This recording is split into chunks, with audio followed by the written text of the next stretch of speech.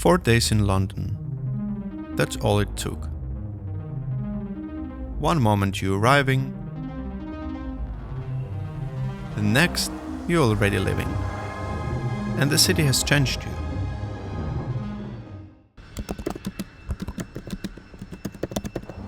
It all started in Berlin.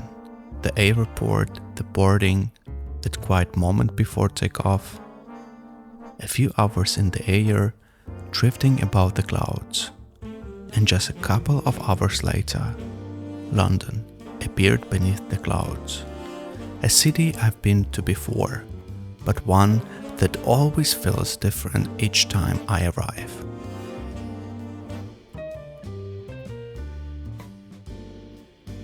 I could have taken a taxi or the underground, but instead I walked. And then it happened. Tower Bridge. I've seen it before, but standing here again, it still felt cinematic. Like stepping right into a scene that never gets old.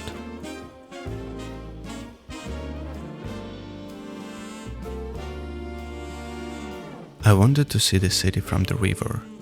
The Uber boats carried me from the Tower Bridge to Embankment. From the water, London is different. Glass towers cut into the sky, history sits right beside them, and the Thames pulls you through it all. Past and present flowing together.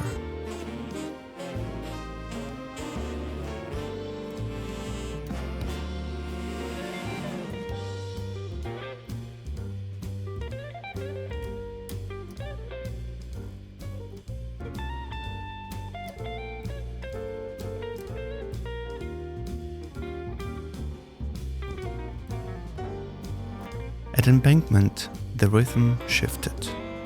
Tourists taking photos, musicians on the corner. The night train with me. The constant rush of footsteps. I slowed down, captured a few moments, and just let the city move around me.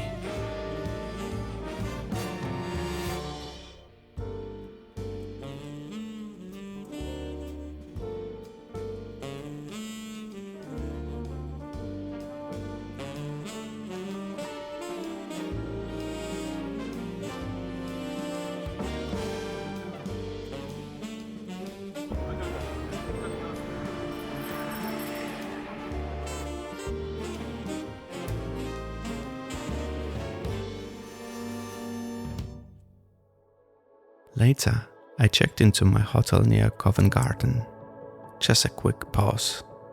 Because the real London, the one I wanted to feel, comes alive after dark.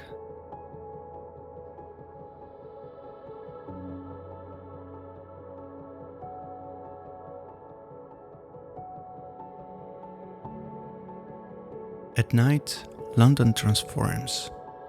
Neon lights spills across the streets. Pubs overflow with the voices. Chinatown glows like another world. Every reflection turning the city into something unreal.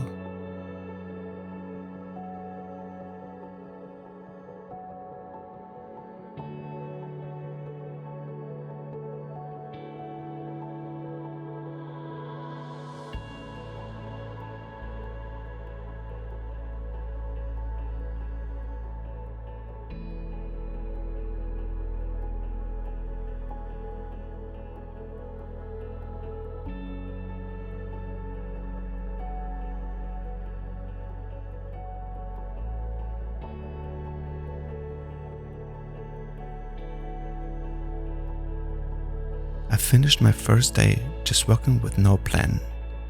London doesn't need you to chase the big moments. The magic is in the details. Footsteps on streets, the glow of lamps, the silence between the chaos.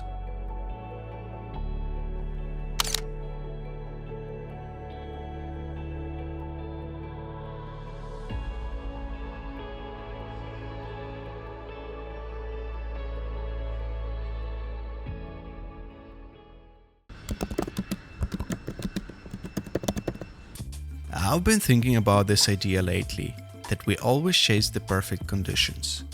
The golden hour, the clear skies. But what if the beauty we are looking for is actually hidden in the ordinary? Day 2 in London taught me something about that, about finding meaning in the grey. Canary Wharf, a place that strips away everything we romantically imagine London to be. No history, no charm, just glass and steel and the quiet hum of ambition. And yet, there is something here. Walking through this morning reflections, watching the city duplicate itself in the water and windows, I realized sometimes beauty isn't warm. Sometimes it's cold and precise. And that's okay too.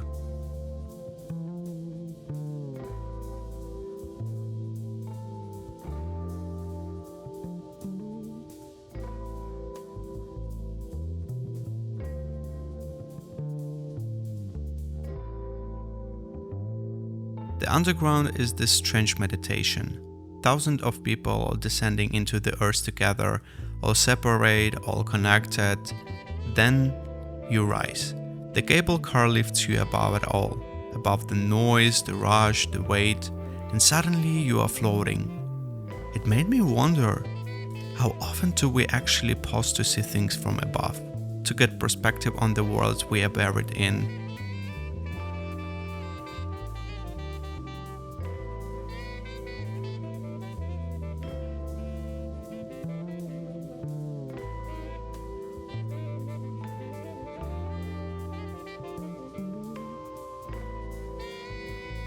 Point Hill.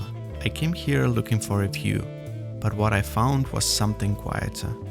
The city stretched out beneath grey clouds, softened by distance and light, and I just sat there, because there is this pressure, right?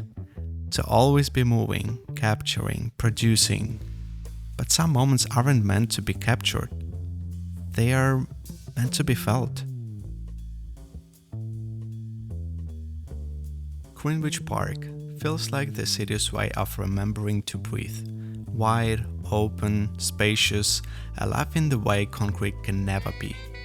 At the Observatory standing on the prime meridian, you realize this is where we decide time begins, where we drew a line through the earth and said, here, this is zero.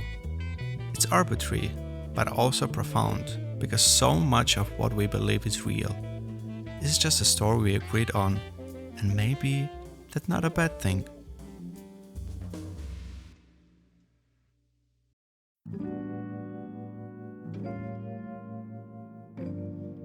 The Queen House doesn't demand your attention, it just exists. Elegant, symmetrical, quiet, inside light falls through windows like it's been doing for centuries. There is something grounding about that. About spaces that have watched generations come and go and remain unchanged.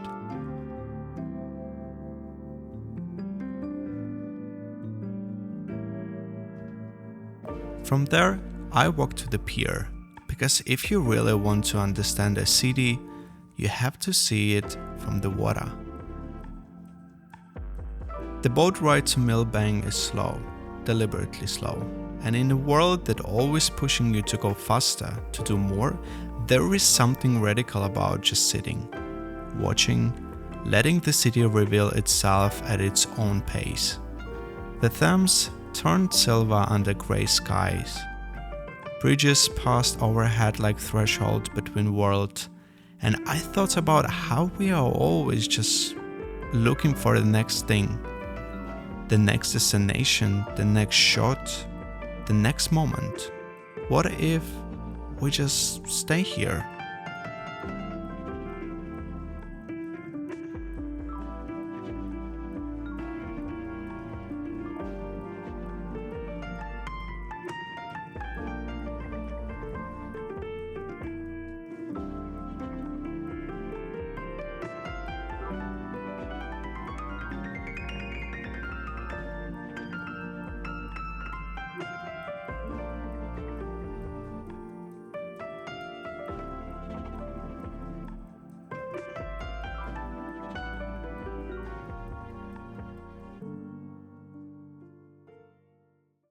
Westminster Abbey, centuries of history pressed into stone. Prayers, coronations, endings and beginnings, you can feel the weight of it, even from outside, even in the crowd. There is this strange comfort in knowing that long after we are gone, some things will remain. Not everything is fleeting.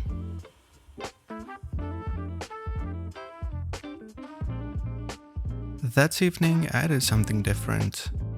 I went to see Stranger Things, the first shadow, and for 3 hours I disappeared. The lights, the sound, the world they built, it swallowed me completely. I forgot about capturing content, forgot about being productive, I just experienced. And maybe that's something I need to remember more often. That sometimes the best things you can do is let yourself get lost. Walking home through quiet streets, I kept thinking about the day. Nothing extraordinary happened. No perfect light, just a grey London day. But maybe that's the point. Maybe we've been looking for beauty in the wrong places. Not in the perfect moments, but in the ones we almost overlook. The soft ones, the quiet ones, the ones they don't try to be anything other than what they are.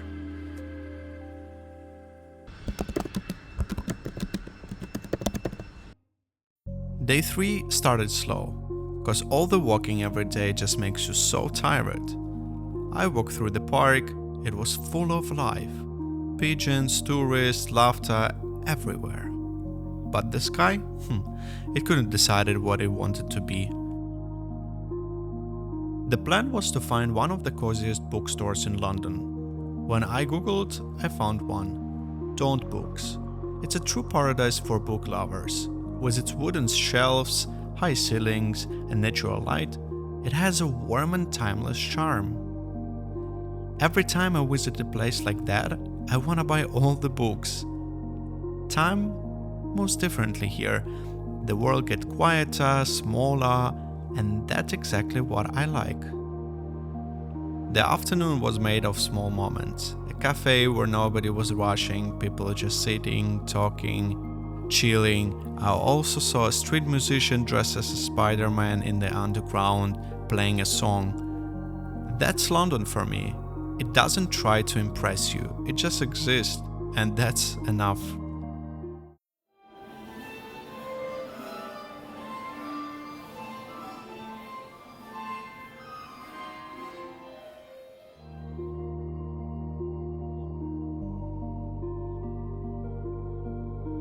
After all that walking, I took a bus and went to my favorite place in London, the Barbican.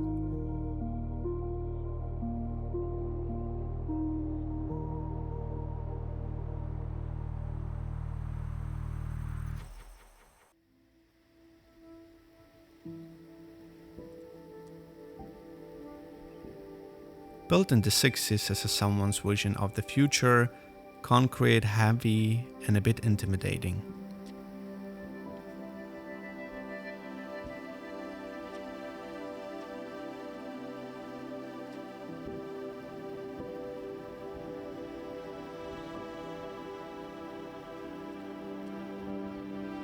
The Barbican Centre blew me away, a true showcase of Brutalist architecture at its most powerful. As you walk through, you're surrounded by a multi-level world that feels like a whole different city, full of elevated walkways, hidden corners, and unexpected views. When I was sitting at the cafe, I realized something. Not every beautiful place needs to be warm. Sometimes, stillness is everything.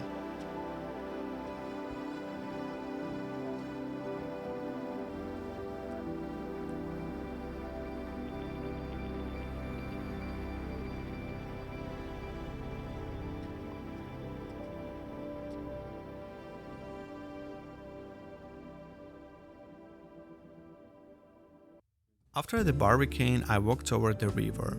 No plan, I just wanted to enjoy the city. Queen's Walk opened up and it felt different, more open, more alive. And you can hear so many things. Musicians playing, people skating, others just sitting and enjoying the view of the river. And I loved watching the city before sunset, because there is something mesmerizing about the golden hour.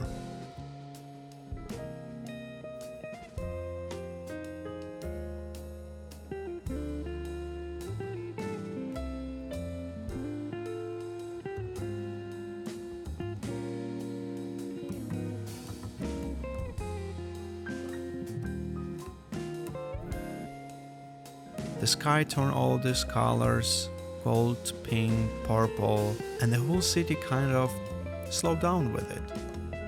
But the skate park, people were falling and getting back up over and over. That's freedom, I guess. Just trying stuff, failing, and trying again and again. Then the lights came on. Big Ben lit up, the London Eye started turning, everything glowing against the dark.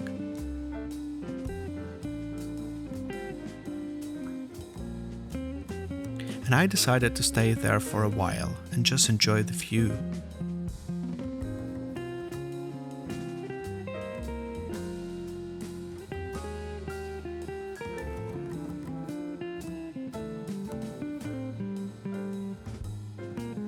There is something truly special about seeing in real life the places from movies and books. Some might say it's a very touristy place, but there is still something about it.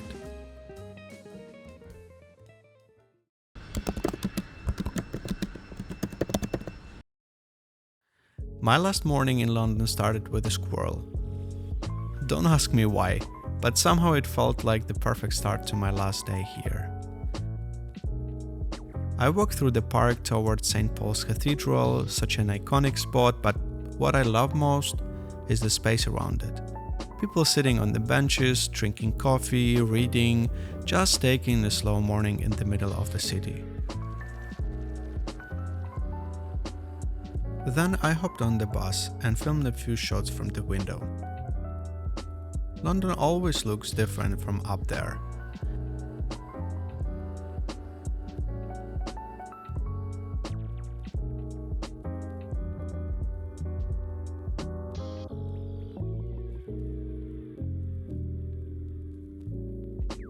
It's the first time I've ever used the buses in London, and honestly, I like it.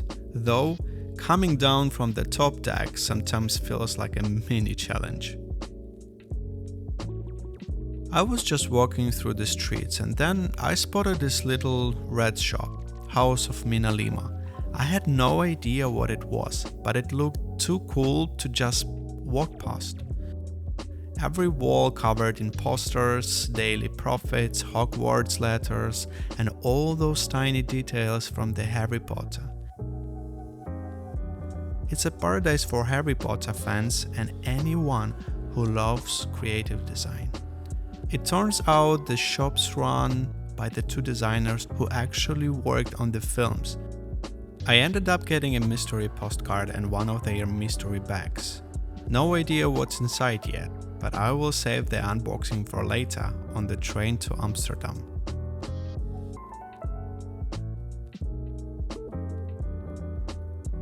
From there, I kept walking towards St. Pancras station, passed through a small park, people sitting, talking, laughing, others just passing by, rushing somewhere. It's one of those moments when you realize the city keeps moving, even when you're about to leave. It's always a strange feeling, leaving a place that started to feel familiar. But that's the thing about travel. You never stay long enough to truly belong. I'm heading to the Eurostar. I wanted to try taking the train this time instead of flying, since I usually travel by plane. Took one last look around, everyone rushing somewhere, and then I just got on. And now it's reveal time. So, the mystery box. Inside was pure magic. the kind that reminds you that childhood never really goes away. Through the window, London disappeared, smaller and smaller until it was just a memory. 4 days. That's how long it takes to fall for a place. Long enough to feel like you're leaving a friend behind. Next is Amsterdam. But I'm starting to understand something. Travel isn't about the collecting places. It's about what those places teach you about yourself. The quiet moments, the small observations, the stuff that matters when nobody's watching. Maybe that's the real journey.